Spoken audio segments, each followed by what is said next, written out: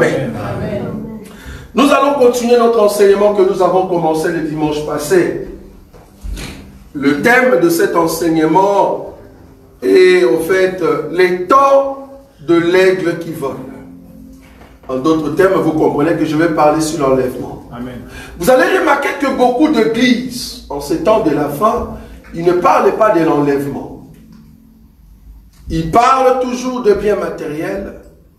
C'est comme si ils n'ont pas vu ou saisi ou comprendre que le temps se coule. C'est comme si on vous a dit, au mois de mars, vous allez partir en Barcelone. Vous êtes d'accord avec moi que plus le jour arrive, ben plus tu te prépares en conséquence. C'est-à-dire que ce soit ta valise, que ce soit tes chaussures, tu laves tes habits, parce que tu sais que tu vas voyager au mois de février ou de mars. Or, nous, le Seigneur ne nous a pas donné les jours, mais il nous a donné les événements qui prouvent qu'il arrive. Qui prouvent qu'il arrive. Un plus grand signe, c'est la chute, au fait, des États-Unis. Je vous ai toujours dit ici. Remarquez comment est-ce que les États-Unis vont chuter. Les États-Unis vont chuter très très bientôt. Dès que les États-Unis chutent, dès que les États-Unis abandonnent ce qui était sa place pour céder à l'Europe. Mais quelle Europe? Parce qu'il y avait une question qu'un bien-aimé m'a posée, j'ai beaucoup aimé, c'est une sœur. Elle m'a dit, tonton frère Roger, mais quand tu parles de l'Europe, tu parles de l'Union européenne d'aujourd'hui ou d'une autre Europe? Je dis, la Bible, par rapport à la statue, on parle d'une Union européenne. Mais cette Union européenne ne sera pas seulement le fer. Parce que nous avons une Union européenne qui est seulement le fer. Mais nous avons aussi une Union européenne qui est fer mélangé avec l'argile. C'est deux unions. J'espère qu'on est d'accord. Donc nous avons la première union qui est seulement le fer. C'est en fait ce que vous avez ici, l'Union européenne. Il n'y a que le fer. Quand on dit le fer, il n'y a que les Européens là-dedans. Il n'y a que l'Europe. Ils sont maintenant combien? 27, c'est ça? Ils sont à 27, 27 non? 27. Il n'y a que les Européens. Mais il faut qu'il y ait aussi le fer, mais mélangé avec l'argile. C'est-à-dire une autre Europe qui doit aussi sortir, mais quand? Après l'Europe de fer. Donc d'abord, on a des jambes en fer, ça c'est au fait l'Union européenne d'aujourd'hui, qui est fort, qui est en deux, c'est-à-dire nous avons en d'autres termes là, le soutien des États-Unis qui soutient aussi la force de la France et l'Allemagne. Mais il faut que la jambe cède place au pied, c'est-à-dire le fer mélangé avec l'argile. Mais qui est ce fer-là qui va se mélanger avec l'argile? Nous avons toujours dit ici, c'est la Russie. La Russie va prendre d'autres pays de l'Europe, ils vont se mélanger Europe, et maintenant ils ont mis ce qu'on appelle l'argile. L'argile, c'est au fait l'Afrique. L'argile, c'est au fait Émirats arabes. Vous voyez? J'aimerais vous dire qu'il y a une Europe qui arrive qu'on appelle le BRICS. Ça monte puissamment. Waouh! Ces gens-là, ils sont terribles. Là, il y a, au fait, ils ont déjà accepté, ça je ne savais pas, ils ont déjà accepté Émirats arabes. Je ne sais pas si vous comprenez que BRICS, quand on dit BRICS, c'est-à-dire B-R-I-C-S, c'est-à-dire Brésil, Russie, Inde, Chine et South Africa. BRICS. Maintenant, ils ont rajouté les Émirats arabes. Vous imaginez? Et à part ça, il y a l'Égypte. Et j'étais étonné qu'il y a aussi l'Éthiopie à l'intérieur. Apparemment. C'est ça, non? Éthiopie. Vous voyez le pays, argile? Est-ce que cela se passe dans notre génération? C'est dans notre génération qu'on voit une Europe mélangée avec l'argile. Mais qu'est-ce que vous avez? Parce qu'à part cette Europe-là, la Bible dit, quand on a vu que les pieds étaient mélangés avec l'argile, c'est là-bas que la pierre a quitté la montagne et est venue frapper, au fait, le pied de la statue. Mais avant de frapper le pied de la statue, il faut que la pierre appelle ses enfants. Pour que ses enfants fassent comment? Monte. L'enlèvement est pour très bientôt.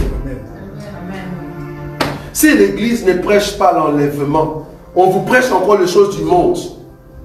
Si l'église continue à vous prêcher, fais attention avec les sorciers.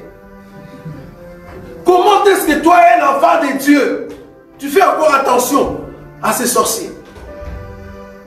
C'est aux sorciers de faire attention à moi. Parce que je suis trop dangereux. Je n'ai pas le temps. Si je le vois venir chez moi, si je le vois dans une vision, là, je le menace. Mais il sait très bien qu'il ose au péril de sa vie de oser venir chez moi. Il ose. C'est un danger pour lui de venir sous mon toit. J'ai aimé la prédication d'un homme de Dieu. Il a dit, nous sommes des ambassadeurs. Je me retiens dire, l'ambassade, c'est un pays dans un pays. Nous sommes d'accord? L'ambassade, c'est un pays dans un pays. C'est-à-dire, quand on voit, on regarde un ambassadeur, c'est la représentation d'un pays qui est le tien, mais dans un autre pays. C'est pour cela que Jésus a dit, ils sont dans le monde, mais ils ne sont pas du monde. Ah, l'examen pour ceux qui étudient avec nous. Ils sont dans le monde, mais ils ne sont pas du monde. Très bien. On a vu ça la fois passée. C'est vrai que nous sommes au milieu de la génération pécheresse, mais nous ne sommes pas de cette génération-là. Parce que nous sommes l'ambassade. Et je me te dire, tu ne peux pas tuer un ambassadeur qui est dans votre pays. Ça, vous savez, non? C'est comme si tu as tué le président d'un pays de chez vous. Et l'ambassadeur ne peut pas commencer à manger comme vous. Il n'est pas obligé. Il n'est pas obligé de s'habiller comme vous. Il n'est pas obligé. L'ambassadeur respecte tout ce qu'on lui a dit par rapport à son pays. Ça, c'est nous. Quand tu vois un enfant de Dieu qui se dit ambassadeur, mais il s'habille comme les gens du pays là où il se trouve, tu n'es pas un ambassadeur. Tu as déjà vu l'ambassadeur de l'Inde qui est venu au Congo et qui s'habille comme les Congolais. Ça, soi-disant, comment on les appelle, les sapeurs. Hein? Tu es un Jimé Wesso, sapeur, non. Un ambassadeur indien va refléter la tenue de son pays. Vouloir ou pas. J'ai beaucoup aimé quand vous entrez dans l'avion qu'on appelle Ethiopian Airlines. Hein, Ethiopian Airlines. Vous allez voir que ces hôtesses, il y a une qui est représentante au fait de toutes les hôtesses, elle est en robe. Elle est en robe et puis pagne, elle a fait ça, tu vois. C'est leur avion. Si toi tu entres là-bas, tu ne peux pas lui dire, toi tu dois t'habiller comme nous. Non. Elle s'habille parce qu'elle sait que c'est leur avion. Donc nous aussi étant ambassadeurs, nous sommes venus dans un pays, nous n'allons pas rester ici. Donc la prédication que nous avons besoin, c'est la prédication de retour à la maison. Amen. Si on ne vous prêche pas le retour à la maison, comprenez qu'on vous enseigne comment vivre sur la terre. Or, un ambassadeur, vouloir ou pas, votre pays avait déjà prévu un budget. Ça, vous savez, non? Ça, vous savez ou pas? L'ambassade, vouloir ou pas, le roi prévoit, ou soit le président, il prévoit ce qu'on appelle un budget. Budget pour qui? Pour l'ambassadeur. En réalité, vous avez déjà vu un ambassadeur qui mendie le pain. Un ambassadeur qui mendie le pain. À chaque fois qu'il a besoin de quelque chose, il demande à son pays et cela arrive. C'est pour cela que Jésus a dit, demandez et il vous sera donné. Parce que nous sommes l'ambassade, frère. Quand nous demandons, cela arrive. Si seulement tu crois que tu es l'ambassadeur. Amen. Amen. Nous allons continuer notre enseignement. L'enseignement s'intitule « Les temps de l'aigle qui vole ». La fois passée, j'ai commencé par le chapitre 1er. Merci frère, oui. Je peux t'asseoir, merci. Donc, je commençais par le premier point, la trompette. J'avais pris, au fait, notre passage clé d'abord, frère Béni, Apocalypse. Apocalypse, chapitre 4. Apocalypse, chapitre 4. Tu commences par le premier verset, frère Béni. Je lis au nom de Jésus-Christ. Amen. Après cela, je regardais et voici une porte était ouverte dans le ciel. La première voix que j'avais entendue, comme le son d'une trompette, et qui me parlait, dit « Monte ici, et je te ferai voir ce que doit arriver dans la suite. » Aussitôt je fus ravi en esprit, et voici il y avait un trône dans le ciel, et sur ce trône quelqu'un était assis. Celui qui était assis avait l'aspect d'une pierre de jaspe et de sardoine. Et le trône était environné d'un arc-en-ciel semblable à l'émeraude. Autour du trône, je vis 24 trônes, et sur ces trônes, 24 vieillards assis, revêtus de vêtements blancs, et sur leurs têtes des couronnes d'or. Du trône sortaient des éclairs, des voix et des tonnerres. Devant le trône brûlent 7 lampes ardentes, qui sont les 7 esprits de Dieu. 6. Il y a encore devant le trône comme une mer de verre, semblable à du cristal. Au milieu du trône et autour du trône, il y a 4 êtres vivants remplis de Dieu devant et derrière. 7. Le premier être vivant est semblable à un lion. Le second être vivant est semblable à un veau.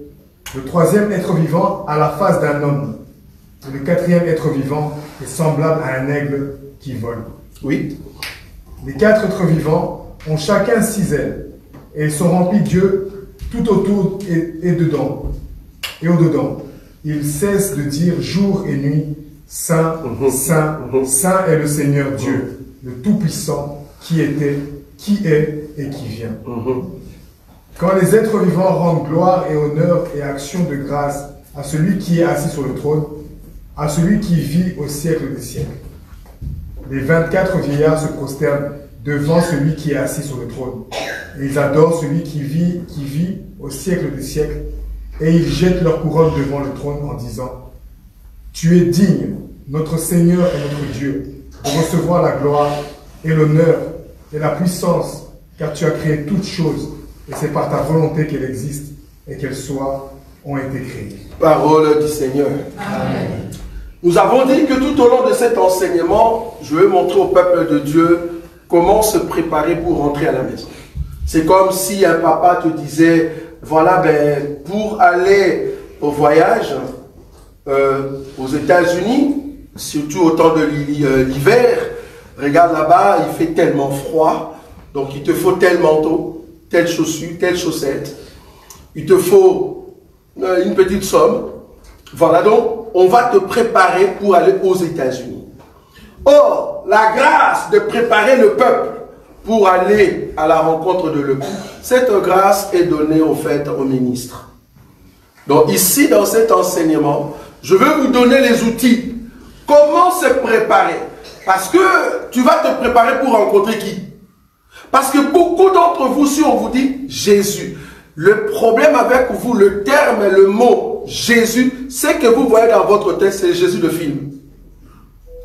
Quand on dit Jésus, vous voyez directement les Jésus de film, un Jésus blanc, Jésus avec des longs cheveux, qui parle comme un abbé. Ça, c'est le Jésus de film. Notre Jésus ne parle pas comme un abbé. Oh, mes enfants, Non, Jésus ne parlait pas comme ça. Jésus, dans sa bouche, vous allez comprendre qu'il y a une épée qui sort. Il redresse, il parle durement. Le Dieu que nous avons n'a rien à voir avec les Jésus que vous regardez dans les films, rien à voir. C'est pour ça que vous devez changer au niveau de votre esprit quel Jésus qui est en vous. Le Jésus que nous vous présentons, c'est le Jésus éternel, qui a commencé d'abord comme un lion. J'aime ça. Il a commencé comme un lion. Mais étant venu dans le monde, là il change quand même de manteau. Il ne peut pas continuer à être lion. Il va prendre une autre face. C'est ça l'enseignement. Mais quand il a terminé la mission, il doit prendre encore une autre face. Vous voyez ça? C'est ça en fait le but de cet enseignement. Donc du coup, ici dans l'Apocalypse chapitre 4, il est dit ceci. C'est pour cela que tout chrétien doit avoir une Bible. Quand nous parlons, tu regardes ta Bible pour comprendre ce qui est écrit. C'est très important. Regarde. Apocalypse chapitre 4, le premier verset, il est dit ceci. Après cela, juste ça. Je vous ai dit le dimanche, on doit chercher après cela, mais après quoi? On a dit après cela, mais après quoi? Toi étant un lecteur de la Bible, si tu veux comprendre le Seigneur, ne lis pas comme si tu lisais un journal. Il faut demander, mais après quoi? Parce que je ne peux pas commencer ici si je ne vois pas ce qui était avant. Parce que ici c'est après cela. Mais il y a un avant cela. Vous voyez ça? Ici c'est l'après cela. Mais il y a un avant cela. J'aime ça. Je peux même t'exhorter, parce que nous on a beaucoup d'exhortations. Je me dis, il y a une personne, si l'année 2024 était un avant cela, je me te dis 2025, ça sera un après cela. Amen. Parce que nos vies ne peuvent pas rester seulement dans l'avant cela. Dans l'avant cela, il y a eu des choses qui se sont passées. Il y a eu des prophéties qui ont été dites. Il y a eu des choses que le Seigneur t'a dites. Il y a quelque chose qui n'est pas encore arrivé. Je me te dire que cela n'est pas encore fini. À part l'avant cela, il y a encore un après cela qui arrive. Et je me te dis, à chaque fois qu'il y a un après cela qui arrive, il n'y aura pas encore d'autre chose. Parce que Dieu n'a que 2 temps. Quand il y a un avant cela qui s'est opéré, il y aura maintenant l'après cela et c'est fini. Si Dieu n'a pas encore réalisé ce qu'il voulait avec toi dans l'avant cela, vouloir ou pas, il le fera dans l'après cela. Parce qu'il est fidèle. Après cela, mais après quoi? C'est là-bas que je suis parti pour trouver que quand Jean parlait ici, il dit, je regardais et voici, une porte était ouverte dans le ciel. La première voix que j'avais entendue, donc, ici, dans le chapitre 4, ça sera pour la 2e fois que la voix a parlé. Maintenant, donc, l'avant c'est là, c'est la première fois que la voix avait parlé. L'après cela, c'est la 2e fois que la voix a parlé. Alors c'est comme ça que nous sommes rentrés le dimanche pour voir avant cela. C'est quoi l'avant cela? Ben, c'est Apocalypse chapitre 1er. C'est là-bas que nous avons commencé à partir du verset 9. Apocalypse chapitre 1er à partir du verset 9 pour voir quand est-ce que la voix a parlé. Et la Bible dit, moi Jean, votre frère, qui est part avec vous à la tribulation. Nous avons parlé de la tribulation. Royaume et la persévérance. En Jésus, j'étais dans l'île appelée Patmos à cause de la parole de Dieu et du témoignage de Jésus. Je fus saisi par l'Esprit. Je parlais de l'onction de Dieu. Ici, on n'a pas dit à Jean, monte ici. Non, il est saisi par l'Esprit. En d'autres termes, ses yeux sont ouverts et il voit une vision. Saisi par l'Esprit, et j'ai entendu derrière moi une voix forte. Nous avons expliqué pourquoi la voix a parlé derrière. C'est ça la Bible, frère. Il ne faut pas lire la Bible comme un journal. Sinon, tu ne vas pas comprendre qui est Jésus. Ici, Jean regardait devant. mais la voix a parlé derrière lui. Et nous avons expliqué c'est quoi le derrière des gens. Et Jean qui allait d'un côté, mais la voix parlait derrière, il était obligé de s'arrêter. Quand il s'est arrêté, il a dit, il s'est retourné. Très bon. Tout enfant de Dieu qui marche dans la vie, sur terre, même si on te prêche, si dans ta vie tu n'as jamais dit, Seigneur, je m'arrête, je me retourne pour écouter la voix, tu n'entreras pas au ciel. Tu n'entreras pas. Ici, Jean, la Bible dit dans le verset 10, je fus saisi par l'Esprit au jour du Seigneur et j'entendis derrière moi une voix forte comme le son d'une trompette qui disait, ce que tu vois écrit dans un livre et envoie-le aux 7 églises, à Éphèse, à Smyrne, à Pergame, à Thyatire, à Sardes, à Philadelphie et à Laodicée. Le verset 12. Je me retournai pour savoir quelle était la voix qui me parlait. Et après m'être retourné, vous voyez, s'arrêter, je dis, c'est la repentance. Tourner, c'est la conversion. Toute personne qui veut aller au ciel, c'est qui commence d'abord. J'ai toujours dit avec les étudiants, il faut que Dieu t'appelle. Je me dit, le Seigneur qui parle à Jean ici, c'est parce qu'il connaissait Jean. Jean est dans les plans de Dieu. Dieu les a choisis avant que Jean soit né. C'est ce qu'on appelle la prédestination. Tu ne peux pas écouter Dieu si tu n'as pas été prédestiné. Éphésiens, chapitre 1er. À partir du verset 3, tu descends. Tous ceux qui écoutent Dieu, ce sont ceux qui sont venus du ciel. Béni soit Dieu. Oui. Le Père de notre Seigneur Jésus-Christ. À partir de 3. Oui, Éphésiens chapitre 1er à partir du verset 3. Oui, allez-y. Béni soit Dieu. Oui. Le Père de notre Seigneur Jésus-Christ. Très bien. Qui nous a bénis de toutes sortes de bénédictions spirituelles dans les lieux célestes en Christ. 4. En lui, Dieu nous a élus avant la fondation du monde. En lui, Dieu nous a élus. Avant quoi? La fondation du monde. Donc avant que ce monde existe, Dieu nous a élus. Les mondes là-bas, est-ce que c'est le péché? Non. Les mondes là-bas, est-ce que c'est les hommes pécheurs? Est-ce que c'est la race humaine? C'est quel monde? C'est Cosmos. Merci beaucoup pour les étudiants. Le monde là-bas, c'est Cosmos. En d'autres termes, avant que les étoiles, avant que le soleil, avant que la lune puisse être créée, Dieu avait déjà fait un choix. Choix.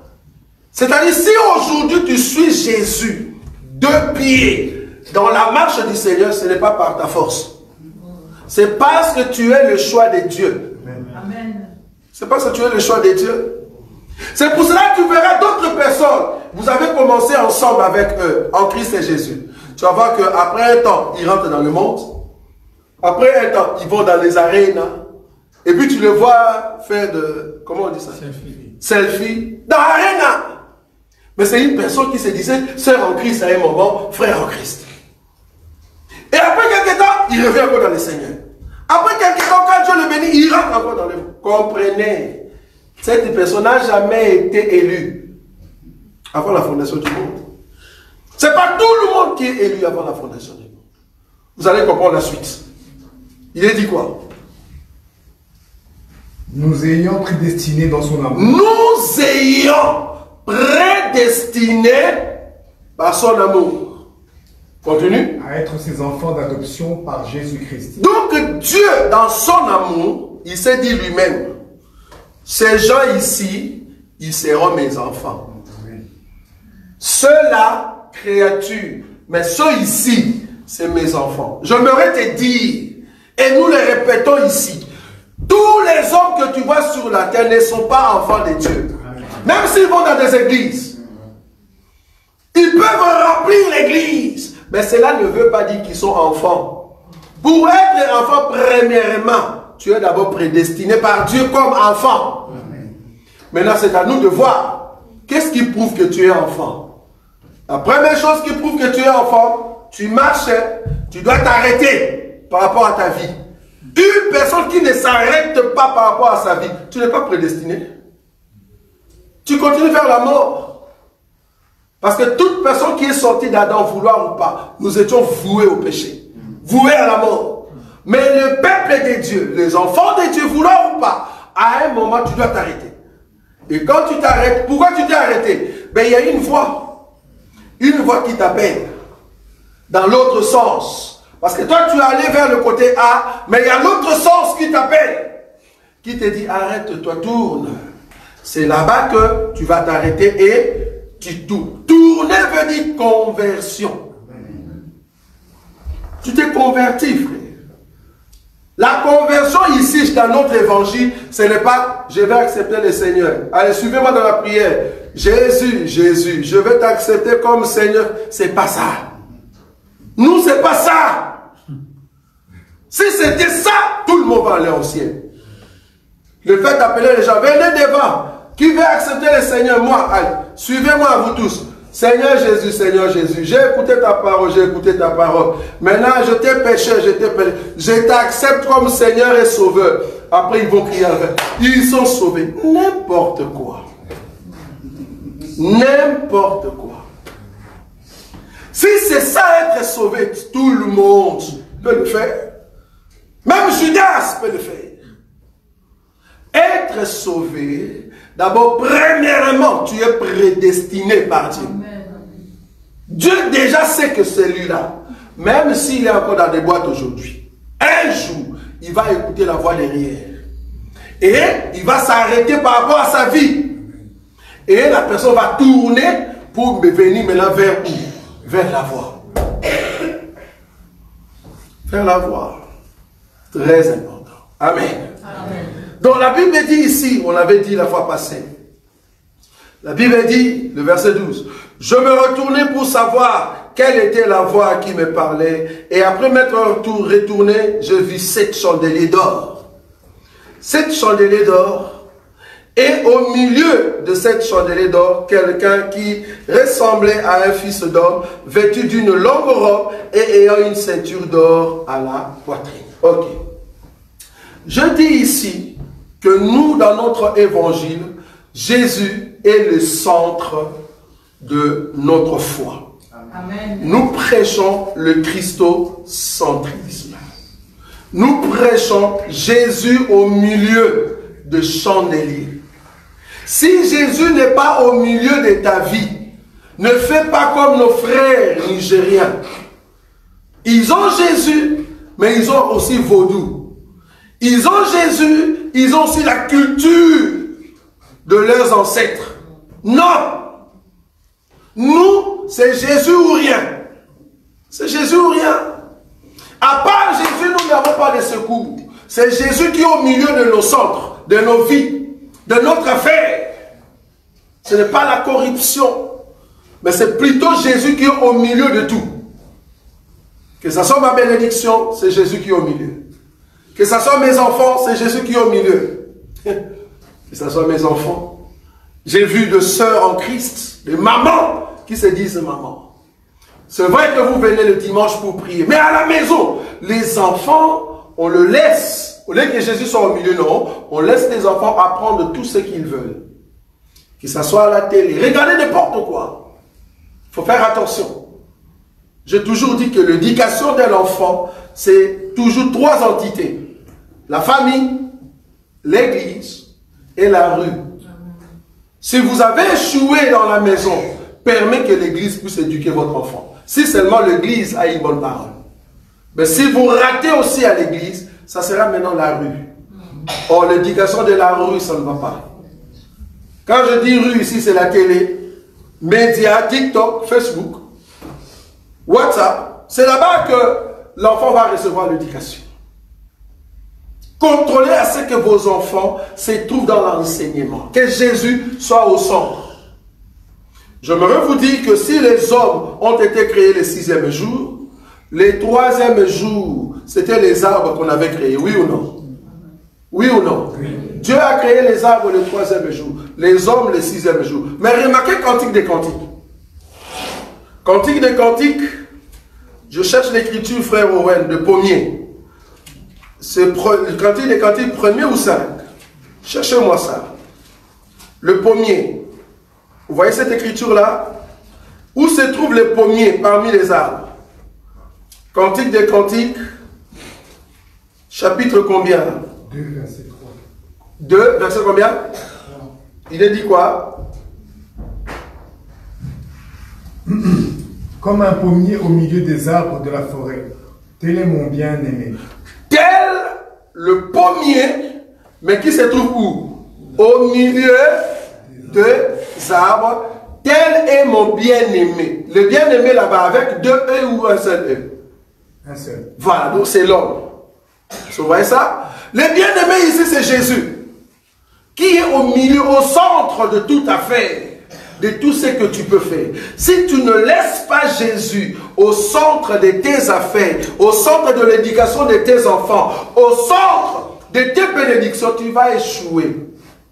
Ne prends pas Jésus comme un rajout. C'est-à-dire, j'ai ma vie, mais je rajoute quand même Jésus comme quelque chose qui va m'aider au cas où. Non, Jésus n'est pas quelque chose qu'on rajoute au cas où. Non.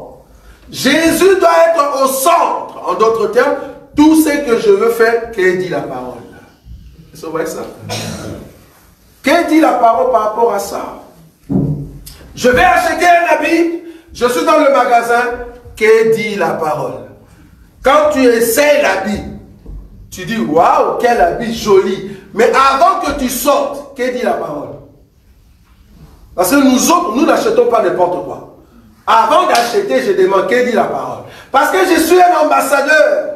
J'ai des principes de mon pays. On m'a dit, dans notre pays, quand tu veux acheter un habit, il y a une manière de le mettre. Nous ne mettons pas comme les gens du monde. Pas comme les gens du monde. Bon, on va venir petit à petit. Et aujourd'hui, rapidement, je prends une écriture ici. Je suis dans le verset 13. Et au milieu de cette chandelier, quelqu'un qui ressemblait à un fils d'homme, vêtu d'une longue robe. Je vous avais dit que cet homme n'est rien d'autre que Jésus-Christ, et nous sommes au temps de l'église. Pourquoi? Ben, nous voyons les chandeliers. Or, les chandeliers, c'est dans les lieux saints. Or, les lieux saints, aujourd'hui, c'est ici. Quand nous disons lieu saint, c'est-à-dire votre cœur, vos vies. C'est ça le lieu saint, l'église. L'église, c'est le lieu saint de Dieu. C'est-à-dire là où le Seigneur donne le pain et le vin. Très important. C'est ça le lieu saint. Donc là où se trouvent les chandelles. Ok. Là-bas, maintenant, dans le lieu saint, on nous dit ceci. L'homme en question, parce qu'il a vu quelqu'un qui ressemblait à un fils d'homme. On n'a pas dit quelqu'un qui ressemblait au lion. On n'a pas dit à un veau ou bœuf. On n'a pas dit à l'aigle. Mais dans les chandeliers, dans les lieux saints, c'est lui qui est là-bas, la face. Qui est là-bas? C'est la face d'homme. Et ça, vous voyez comment je viens? Donc aujourd'hui à l'église, la face que nous avons, c'est la face d'homme. Et ça, vous voyez? Parce que je parle des 4 faces de Jésus. On est d'accord? Donc dans l'église aujourd'hui, la face que nous avons, c'est la face d'homme. Pourquoi la face d'homme? Parce que nous étant hommes, celui qui doit nous sauver doit être un proche parent. Pour que Dieu te rachète, pour que Dieu te sauve, Boaz a dit ceci. Ah, pour que je puisse te racheter, mais il faut un proche parent. Celui qui est proche parent de toi. Bon, je sais que moi, je suis un avant-proche parent. Mais celui qui est vraiment proche parent, s'il refuse, alors moi, je peux prendre ce rôle pour te sauver, te racheter. Il est parti auprès de celui qui avait le droit de rachat. Celui a dit non, je te le laisse. C'est comme ça que Boaz a racheté qui? Ruth. Il faut avoir l'enseignement. Donc Jésus ne peut pas nous racheter s'il n'est pas notre proche parent. Si Jésus était venu comme un extraterrestre, c'est-à-dire 4 pieds, 2 têtes, il ne peut pas nous sauver. Non, il ne peut pas nous sauver. Parce qu'il n'est pas proche parent. Il doit d'abord porter le corps semblable aux hommes. C'est vrai ça?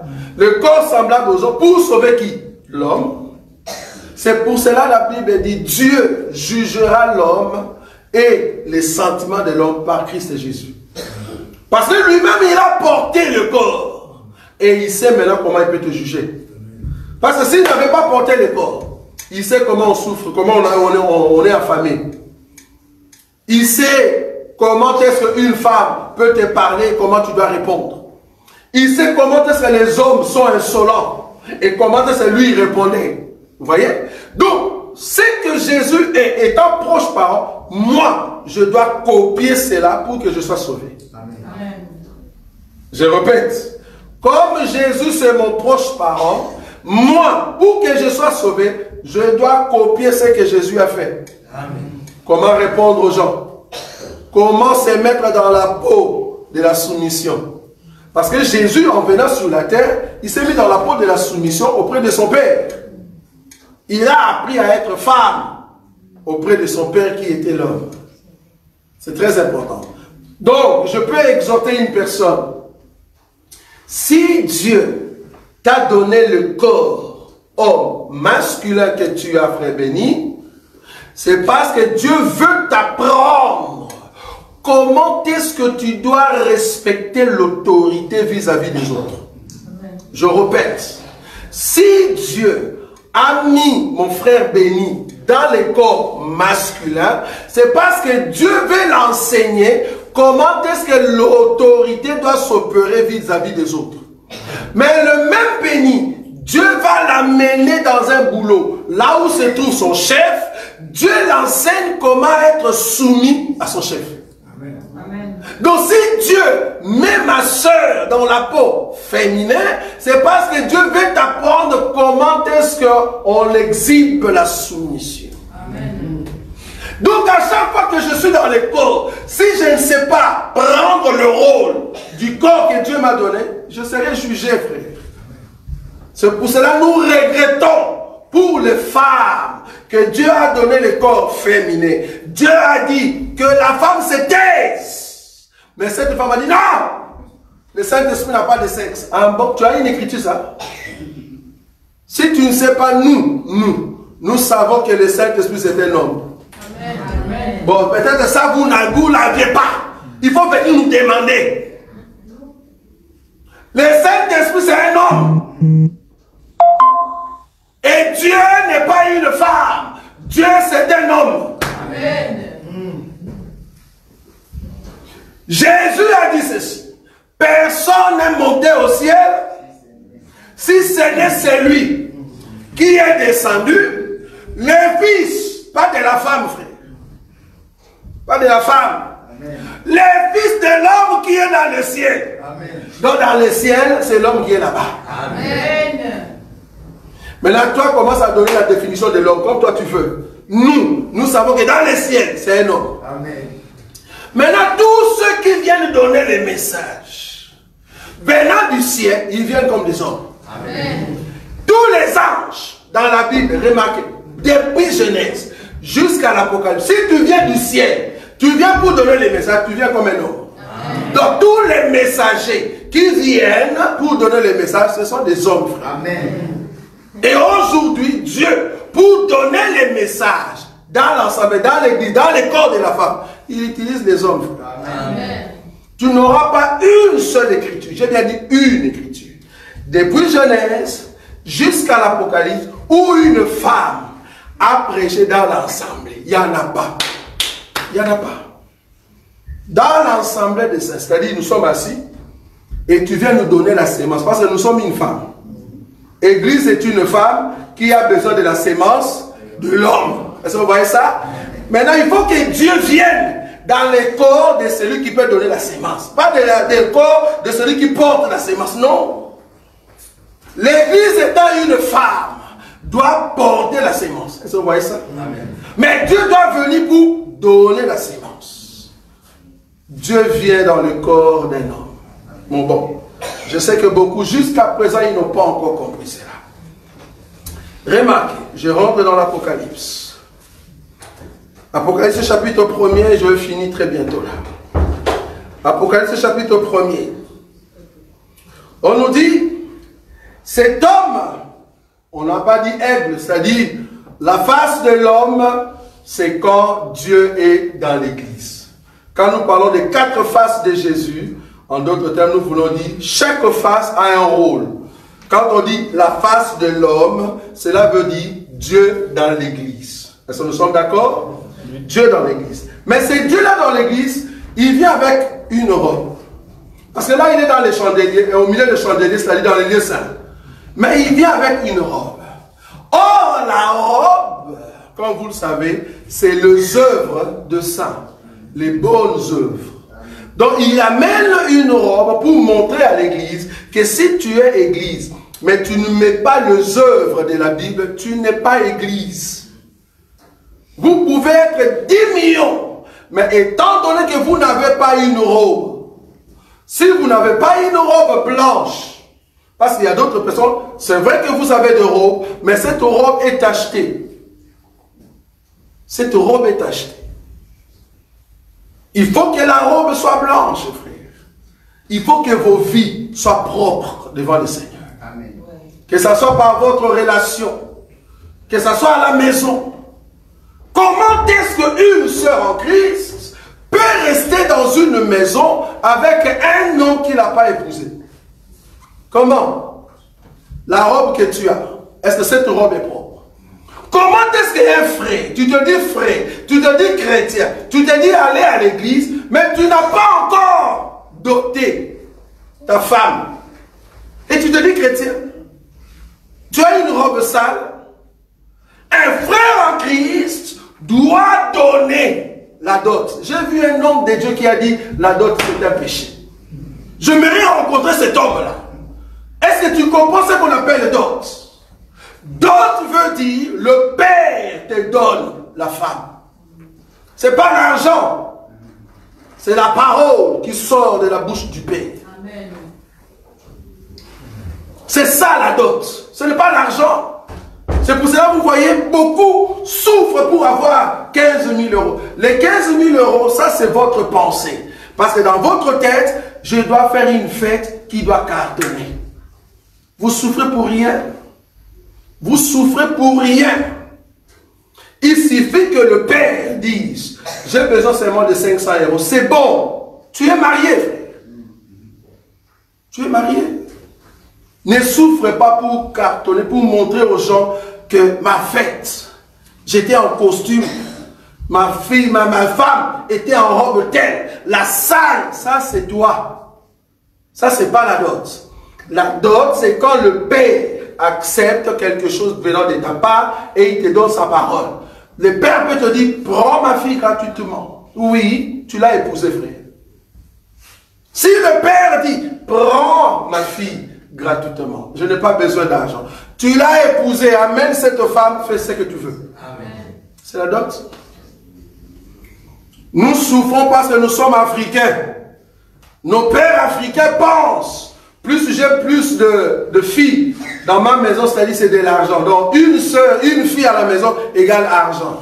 Et là, il commence à calculer 3 000 euros pour Raïssa, 4 000 euros pour Rebecca. Là, c'est toi qui pensais comme ça, papa. C'est toi. Et il ne faut pas prendre l'exemple de ce père-là pour dire, ah, la dot est chère. Non, ça dépend du père. Ça dépend du père. Il y a d'autres pères, par exemple, ici en Europe, ils s'en foutent complètement de votre dot. Il suffit seulement qu'on vous donne la femme et que tu viens devant un prêtre, c'est-à-dire un pasteur, c'est bon, ça passe. Bon, je ne dis pas à mes frères d'aller épouser seulement ici en Europe. On a aussi besoin que nos frères cherchent aussi nos sœurs de l'Afrique. On a besoin de ça. Donc la dot est très importante. Mais un frère qui n'a pas doté la sœur, mais tu vis avec la sœur et tu te dis chrétien, tu pêches. Tu pêches. À chaque fois que vous couchez ensemble, vous faites la fornication. Je parle comme mon grand frère. Jésus parlait comme ça. Mon grand frère parlait comme ça. Il ne parlait pas comme un abbé. Non. Nous, on ne caresse pas les pécheurs. Une soeur qui est dans une maison, tu as fait des enfants avec un homme, cet homme n'a pas encore doté, alors que le frère est prêt à aller te doter, toi tu dis, non, attends encore, tu pêches. chrétienne, force les messieurs à t'épouser. Il faut les forcer. On ne peut pas prendre les choses d'autrui gratuitement. C'est quoi ça? Et d'ailleurs, tu manques du respect à tes parents. C'est un manquement de respect. Les parents t'ont amené dans le monde. Tu as étudié. Tu étais dans la maison de tes parents. Et il y a un monsieur comme ça. Juste parce que le monsieur a la barbe carrée. Le monsieur est beau. Avec des cheveux bizarres. De l'ox. Qui s'habille comme un monsieur qui est fatigué. Mais on voit son caleçon partout par là. Avec de ceintures chères. Chaussures, je ne sais pas moi. Et tu es tombé amoureux. Il t'a mis dans la maison. Et voilà, tu es parti. Il y a maintenant, ça fait 4 ans. Tu as 2, 3 enfants. Et tu dis, non, le Seigneur fera grâce, on va se marier toujours. Tu es comme un produit gratuit. Un produit gratuit. Un enfant de Dieu doit respecter les parents des autres. La robe doit être blanche. La robe doit être propre.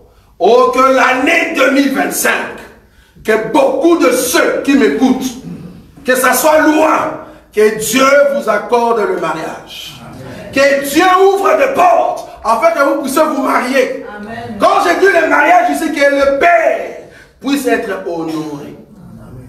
Quand le Père n'est pas honoré, c'est une malédiction. C'est une malédiction. C'est une malédiction. Ne tombez pas dans l'impudicité. Ne sortez pas avec des garçons, ne sortez pas avec des filles avant le mariage. Ça ne vous donne pas une valeur. Ça ne vous donne pas une valeur. Vous ne pouvez pas comprendre combien le parent souffre. Un homme souffre auprès d'une femme, mais qui avait connu beaucoup d'hommes. Et qui vient maintenant rencontrer un homme sérieux. Cet homme-là, il était sérieux, mais la femme n'était pas sérieuse. Je me redis, cet homme souffre. Que ce soit dans leur relation intime, que ce soit dans leur façon de communiquer. Vous ne pouvez pas comprendre un garçon qui était coureur de jupons et qui vient épouser une sœur en Christ. Combien la sœur souffre. Pourquoi? Parce que les garçons tout le temps est sur TikTok. Regardez quoi? Les filles. Les filles. Ils regardent les filles parce que c'est dans son corps. La souffrance. Pourquoi? Parce que tu te dis que j'ai épousé un chrétien. Il y a beaucoup qui sont des hypocrites. Ils ne sont pas des chrétiens. Ce sont des hypocrites. Il faut aller le voir dans la cachette. Et c'est là-bas que Dieu dit, est-ce que ça c'est mon enfant ou c'est juste une créature? C'est là-bas que Dieu juge. Ce n'est pas ici. Ici, on vous donne le conseil pour prendre ces conseils et aller mettre en pratique en dehors. Si en dehors, vous ne mettez pas en pratique, tout ce que vous faites ici, vous êtes hypocrite. Dieu ne vous regarde pas. Et c'est ça qui vous amène au ciel, si seulement vous respectez la parole de Dieu. C'est ça la robe. La robe doit être blanche. Très important. Et puis à part la robe, j'ai beaucoup aimé la précision de la robe.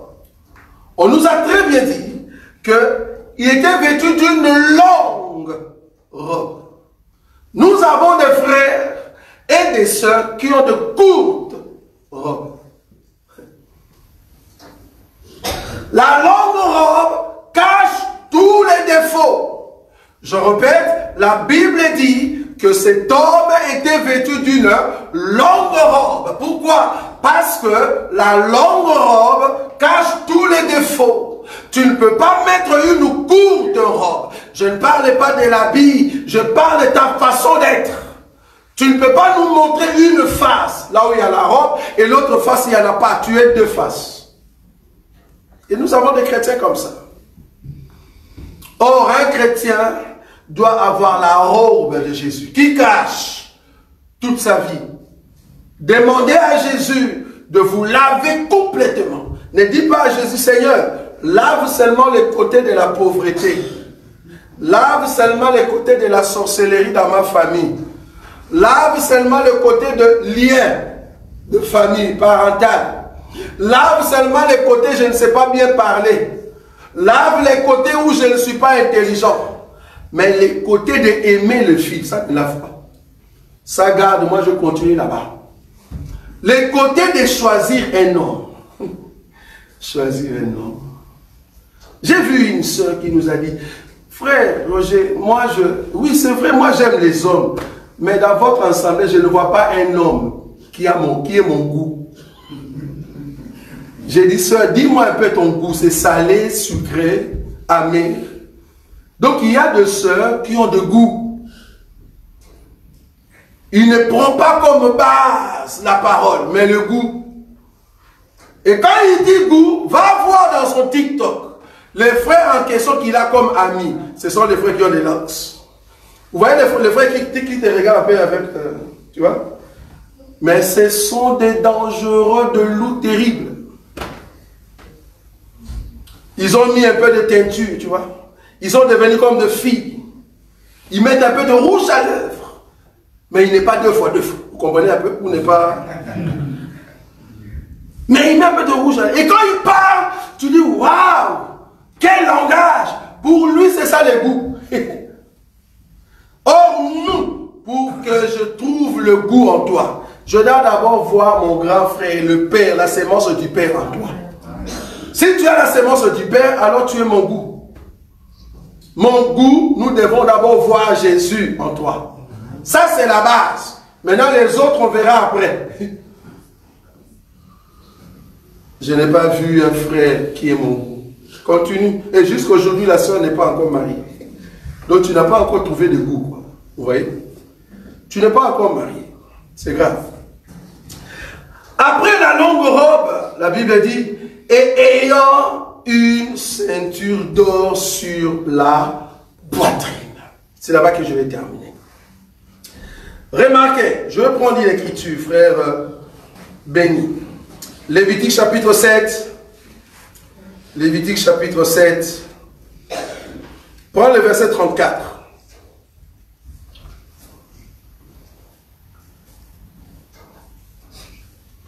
Lévitique 7, verset, chapitre 34. Car je prends sur les sacrifices d'action de grâce offerts par les enfants d'Israël la poitrine qu'on agitera de côté et d'autre. Et l'épaule qu'on présentera par élévation. Et je les donne au sacrificateur Aaron et à ses enfants et à ses fils pour une loi perpétuelle qu'observeront les enfants d'Israël. Donc ici, Dieu dit que la poitrine de l'animal, avec l'épaule, et il y a d'autres éléments, ça, c'est réservé pour les sacrificateurs.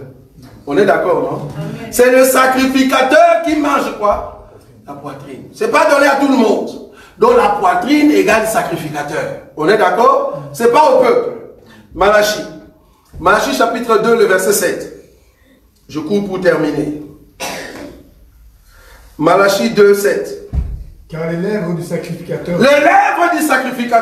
doivent garder la science. Doivent garder la science. Et c'est à sa bouche qu'on demande la loi. Si tu veux demander la loi, va demander à la poitrine.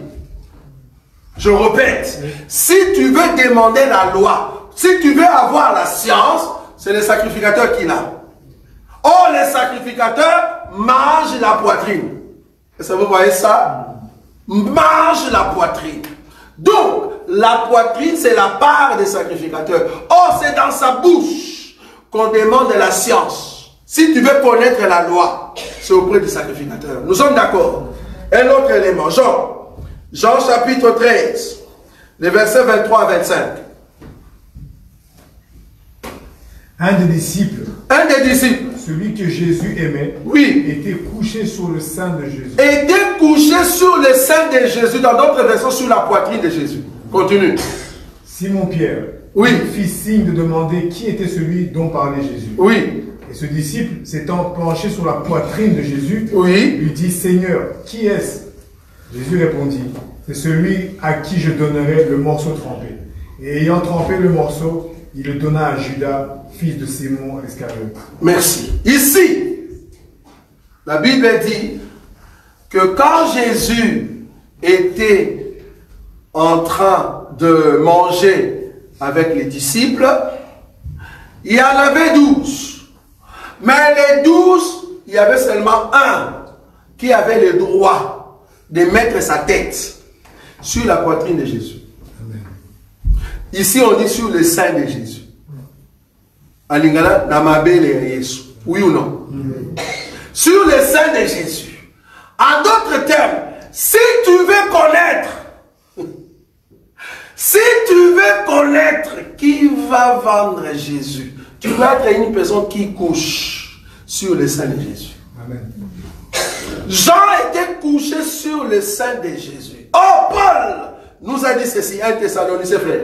1 Thessaloniciens rapidement. 1 Thessaloniciens chapitre 2, 7. 1 Thessaloniciens chapitre 2, 7. C'est là-bas que je termine. Mais nous avons été pleins de douceur au milieu de vous. Oui. De même qu'une nourrice. De même qu'une nourrice. Prend un tendre soin de ses enfants. Merci.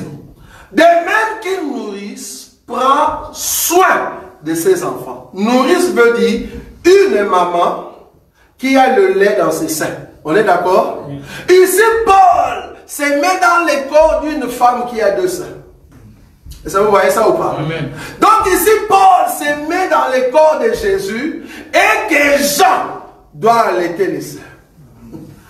Vous avez vu ou pas? Amen. Parce que Jean, en réalité, sur le sein de Jésus, il t'était dans la révélation. Amen. Tu ne peux pas connaître qui va vendre Jésus si tu ne têtes pas le sein de Jésus. Amen.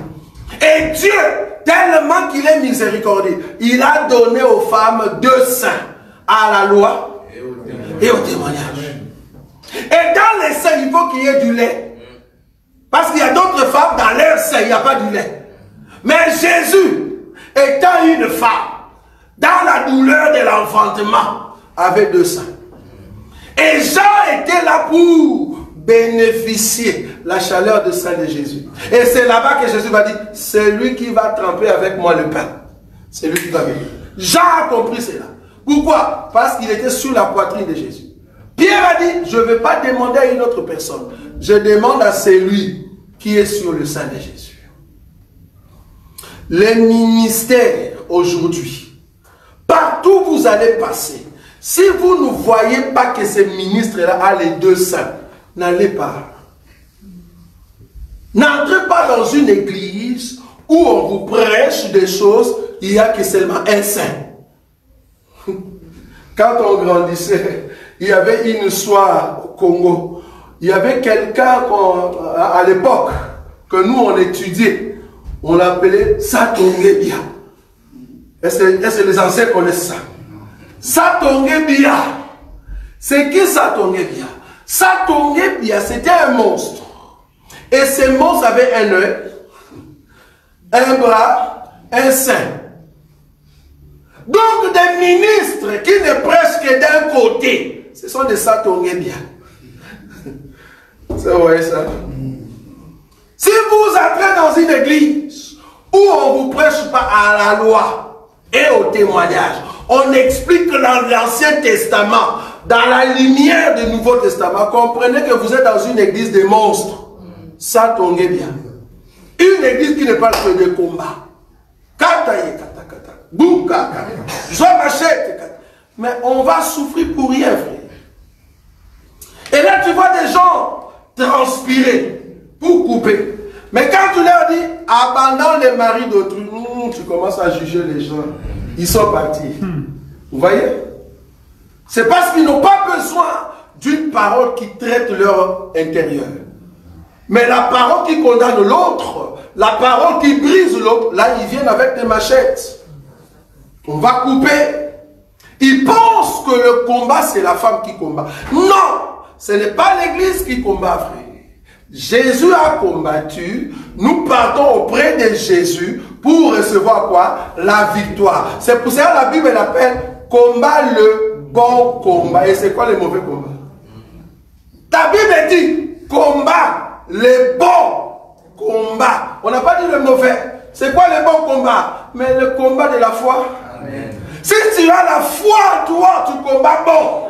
Mais si tu n'as pas la foi, les sorciers vont me prendre. C'est l'année, fin de l'année. Prends les machettes. Ils sont là tous, ils vont couper. Ils vont couper. Ils vont couper quand? La nuit du 31. Ah, c'est grave. Ah, ils souffrent, ces gens-là. Pourquoi seulement la nuit du 31 au premier? Donc les démons vont avoir peur de toi parce que tu les as coupés la nuit du 31 au premier. Les démons, les diables, qui n'a même pas eu peur de toucher des rois. Il n'a pas eu peur de tenter Jésus. Donc il va avoir peur de toi parce que tu viens le couper la nuit du 31 au premier. Le diable a peur quand il voit en toi, c'est lui qui l'a vaincu à la croix. C'est là-bas qu'il a peur. Parce que là, il ne peut pas te toucher. Parce que celui qui l'a vaincu à la croix est puissant que lui. Dès qu'il voit cela, il ne vient pas. Je répète ici, la Bible dit, l'ennemi rôde. Rôde. Quand on dit rôde tout ça, il n'entre pas. Il te regarde, mais il rôde. Maintenant, pour entrer, c'est que c'est toi qui as ouvert la porte. Amen. Moi, dans ma vie, l'ennemi, il fait que rôder. Et je m'en fous, il peut que continuer à rôder. Je ne peux pas ouvrir la porte pour qu'il puisse entrer. Il doit continuer à rôder. Jusqu'à ce qu'il va se fatiguer. Et qu'est-ce qu'il va faire? Il va partir. Toi, tu souffres. Un ennemi qui rôde, tu sors là-bas. Coupé. Mais il rôde, il est dehors déjà. Mais toi, tu le coupes. Ça ne va pas, tu ne comprends rien. L'ennemi rôde. Tu ne peux pas au fait sortir et couper. La Bible dit, combat le bon combat de la foi. Donc ça dit, crois que l'ennemi qui rôde, il ne peut pas te toucher. Ce n'est pas que tu es fort. Mais malheureusement, beaucoup ne comprennent pas. Ils disent, toi tu ne connais pas les sorciers de mes familles. Dans ma famille, surtout mon oncle, toi tu ne le connais pas, c'est pour ça que tu dis ça. Je comprends que tu ne te connais pas toi-même. Parce que si tu savais qui tu es, si tu es réellement ce que moi je crois, va demander à ton oncle. Demande à ton oncle, moi je crois que je suis puissant. Toi apparemment tu es sorcier. Qu'est-ce que tu vois la nuit sur moi? Parce que moi j'ai déjà eu des discussions comme ça. Avec quelqu'un qui se disait être magicien et il est capable de lire, soi-disant, la vie des autres. Je dis, essaie d'appeler ton monsieur là, qui lise ce que moi je suis. Et les messieurs qu'on a appelés, je ne sais pas, c'était Burkina Faso, je ne sais pas moi où, on l'a appelé, il a dit, les noms que tu m'as donnés là, je ne les vois pas. Très bien. Très bien ça. Là, je suis sûr, frère. Une fois, j'ai été avec Papa Denzo, on est parti prier pour un frère, que je ne vais pas citer les noms. On arrive comme ça, on commence à prier, paf! Le Seigneur nous amène dans la vision. Et nous sommes sortis, c'était Côte d'Ivoire, Papa Denzo. C'était quel pays? C'était quel pays? On nous a ramenés dans... C'était quel pays? Côte d'Ivoire. Côte d'Ivoire. On nous a amenés dans Côte d'Ivoire. Et on voit le monsieur, le frère était là, entouré avec des statuettes et tout ça. On l'a enfermé à fond. On commence à prier, on est venu échanger. Nous, on priait ici en Belgique. Et je me dis, qui viennent chez moi. Mon adresse, c'est 56 Konrad Adenauer, 1932 à Zaventem. Essaye de venir, je t'attends. Frère, nous sommes descendus avec le frère Denzo. J'ai dit au frère, nous sommes venus pour te prendre. Tu dois sortir ici. Et le monsieur était en tenue militaire. C'est ça? Exact. Tenue militaire. Mais on l'a enfermé à fond. Et apparemment, on l'a enfermé, mais il n'y avait pas de personnes. Juste des statues. On l'a amené jusque dans son retour, dans sa maison. Et j'ai commencé à dire au frère, quand il a ouvert les yeux, regarde, il y a toi, le véritable toi qui est là. Il est vêtu comme ça, comme ça. Il dit oui, effectivement, c'est tel et tel. Frère, il faut avoir Dieu. Il faut avoir Dieu. Il dit ce que tu vois là, c'est ce que quand j'étais terrible. Ça, c'est Dieu. Maintenant, si tu as le pouvoir d'aller là-bas, dans leur clos, prendre une personne spirituellement et l'amener dans la gloire, à combien plus fort un petit sorcier va venir chez toi à la maison. Tu ne sais pas qui tu es, c'est tout. Le jour où tu vas comprendre qui tu es, c'est là-bas que tu vas dire, waouh, j'ai perdu le temps de couper. Couper machette, tu transpires en plus. Acheter des machettes et de l'huile. Au lieu d'acheter, amenez-nous les 5 euros, on a besoin, frère. Ils vont mettre de l'huile sur le couteau, ils vont renverser de l'huile sur ta maison. Ça, c'est la sorcellerie. On a vu ça chez les magiciens. On vient dans ta maison, on jette de l'huile. À combien de fois on vous a donné des témoignages que ça, ce sont des faussetés? Mais tu ne comprends pas, tu continues. Et je me te dire, là-bas, il y a du monde. Là où on prêche la bénédiction. Là où on prêche le lier, condamner, couper, casser. Là, il y a du monde. Pourquoi? Parce que c'est l'école maternelle des choses de Dieu. Venez ici dans l'université, ici. Là où nous expliquons les 7 tresses de Samson. Dans la profondeur. Là où nous expliquons que Samson, pour qu'on puisse lui couper les 7 tresses, Delilah doit d'abord les prendre. Delilah doit s'asseoir. Il prend la tête de Samson. Il le met ici. Il le serre. Et puis il prend une gilette. Il commence à couper. Explique-nous ça. Ici dans l'université, tu n'auras pas de ces pouvoirs. Parce que nous comprenons que les 2 genoux de Delilah, c'est les 2 voleurs qui étaient à la croix. Et que le Seigneur va être au milieu pour qu'on enlève la gloire. Ça, tu ne peux pas faire, frère. Parce qu'ici, c'est l'université. C'est pareil pour le commencement école maternelle. Delilah qui a pris Samson pour les mettre ici et enlever les cheveux, c'est Jésus qui monte à la croix avec 2 brigands, les 2 genoux de Delilah. Et les rasoirs qui enlèvent les cheveux, c'est quand le Seigneur a crié, mon Père, pourquoi m'as-tu abandonné? Là, nous comprenons le Seigneur. Vous voyez? Et ça, c'est la dimension, frère. Ça, c'est ce que nous appelons université des choses de Dieu. Amen. Amen. Nous sommes debout dans la présence du Seigneur.